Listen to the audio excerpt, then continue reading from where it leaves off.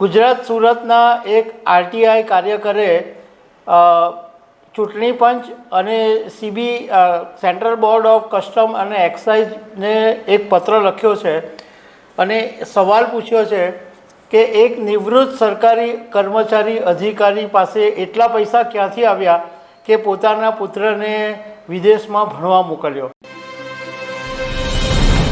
Cockroach જનતા પાર્ટીના સ્થાપક અને દિલ્હીના જંતર મંતર ઉપર લાંબા દિવસો સુધી પ્રદર્શન કરીને દેશભરમાં જાણીતા બનેલા અભિજીત દીપકેની મુશ્કેલીમાં વધારો થાય એવા સમાચાર સામે આવ્યા છે।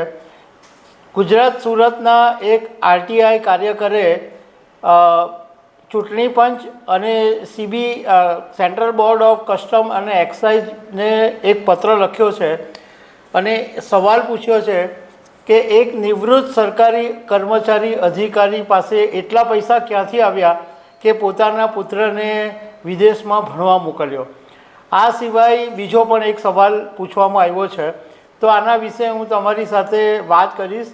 મારું નામ રાજેશ શાહ છે અને તમે જોઈ રહ્યા છો ગુજરાતના સૌથી મોટા ડિજિટલ ન્યૂઝ પ્લેટફોર્મ ખબર છે.com। ગુજરાતના સુરતના આરટીઆઈ કાર્યકર અમિત તિવારીએ જીએસટી બોર્ડ અને ચૂંટણી પંચને એક પત્ર લખ્યો છે અને એમાં સવાલ કર્યો છે કે અભિજીત દીપકેના પિતા ભગવાન રાવ મહારાષ્ટ્ર સરકારના એક નિવૃત્ત અધિકારી છે અને એક નિવૃત્ત અધિકારી પાસે એટલા બધા પૈસા ક્યાંથી આવ્યા કે એમના પુત્ર અભિજીતને વિદેશ ભણવા માટે મોકલ્યો, તો એ અંગેની તપાસ થવી જોઈએ। આ ઉપરાંત અમિત તિવારીએ ચૂંટણી પંચ સમક્ષ કોકરોચ જનતા પાર્ટીની કાનૂની સ્થિતિ અંગે પણ સવાલ ઉઠાવ્યો છે અને અમિત તિવારીએ પત્રમાં લખ્યું છે કે કોકરોચ જનતા પાર્ટી એક નોન રજિસ્ટર્ડ સંસ્થા છે, પરંતુ આમ છતાં રાજકીય પક્ષની જેમ કામ કરી રહી છે।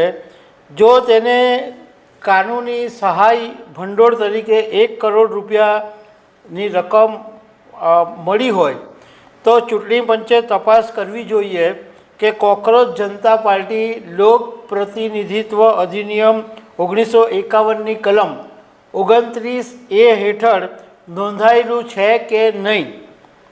જો એ રજિસ્ટર્ડ નથી, જો એ નોંધાયેલું નથી, તો રાજકીય પાર્ટીના નામે તેનું સંચાલન કરવું અને ફંડ ભેગું કરવું એ મુખ્ય વિષય છે।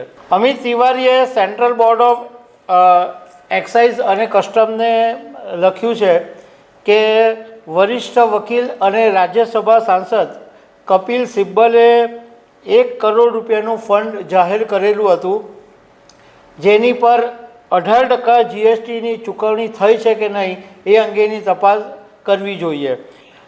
સિબ્બલે જ્યારે દિલ્હી પોલીસે કોકરોચ જનતા પાર્ટીના કાર્યકરો પર પ્રદર્શન દરમિયાન લાઠીચાર્જ અને